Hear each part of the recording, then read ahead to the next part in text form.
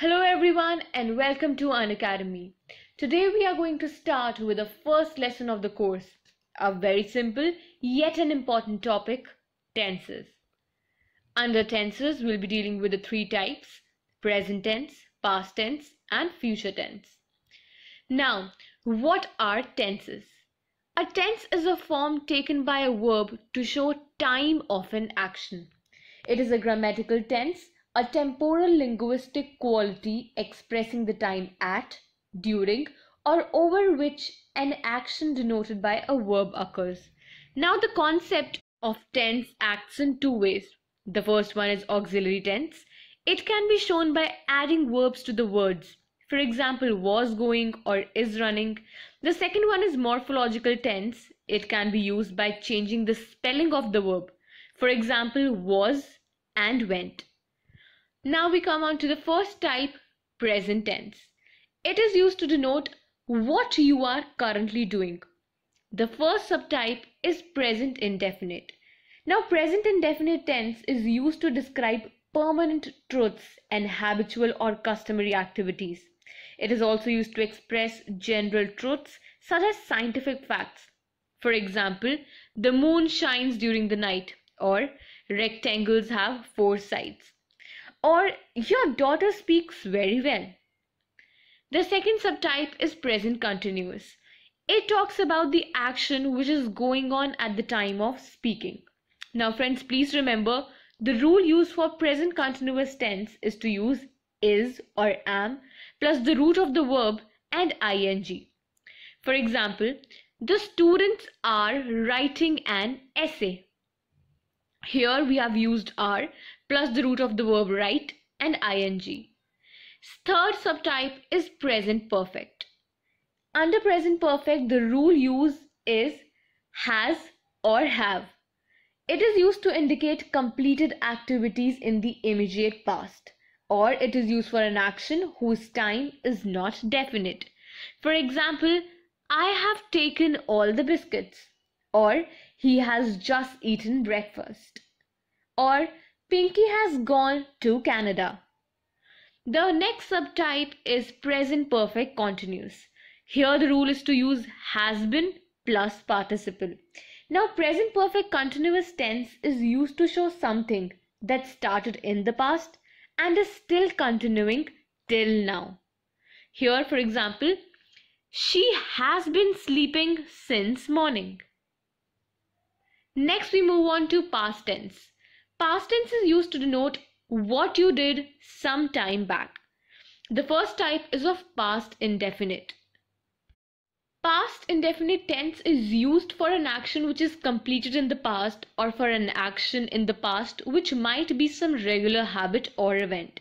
For example, he watched a movie yesterday, or he wrote regularly to me for 2 years. We write it in the past tense. Second, we have past continuous. Now it talks about an action which is going on at some time in the past, though it may not indicate the time of the action. For example, we were roaming around in the mall throughout the evening.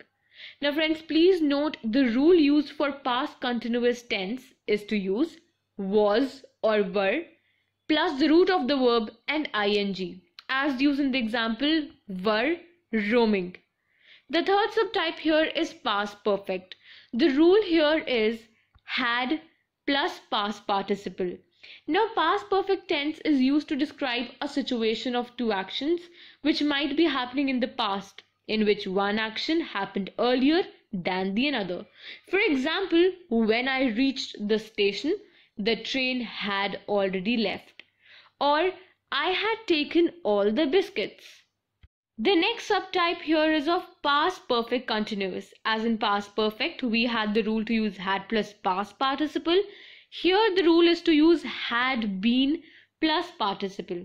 Now we use past perfect continuous tense to show an action that began in the past before a certain point and also continued up to that time. For example, I had been writing for 2 hours, or I had been reading the novel since morning. Next we move on to future tense. Now future tense denotes what you will do later. The first type is of future indefinite. Now, future indefinite tense is used to express the future as fact. For example, I shall be 25 next month. Or, future indefinite tense is also used to talk about what is expected to happen in the future. For example, I think India will win this series. Here, please remember the rule is to express in terms of future indefinite tense, you must use shall or will with the form of the verb. For example, we shall visit the fair. We shall not break the rules of the college. Shall we complete the assignment? Will you walk down the road with me? The next subtype is future continuous. Now, it talks about an action which will be taking place at some time. The rule for future continuous tense is to use will be, shall be, plus root of the verb and ing. For example, I will be playing cricket in the evening. Here we have used will be along with the root of the verb play plus ing, playing. Next we have future perfect tense. Now future perfect tense, now it is used to show the completion of an action by a certain time in the future. For example, by the month end we shall have completed the process. Now here the rule is to use to have, will have plus past participle. Also, we use future perfect tense for formation of negative and interrogative sentences. For example, she will not have played. Will she have played? So please remember, will have or shall have is used along with the past participle in future perfect. Next is future perfect continuous. Now it is used for an action that will be in progress over a period of time and will continue in the future. For example, by next March, we shall have been studying here for 1 year. Now here the rule is to use will have been plus root of the verb and ing. Next we move on to the exercise. Now the first one is fill in the blanks. Our guests dash, they are sitting in the garden. Now which one is the suitable one? Arrive, have arrived, had arrived. The answer is our guests have arrived, they are sitting in the garden. Now the second one is he is watching a movie. You have to convert it into past indefinite tense. The answer is he watched a movie.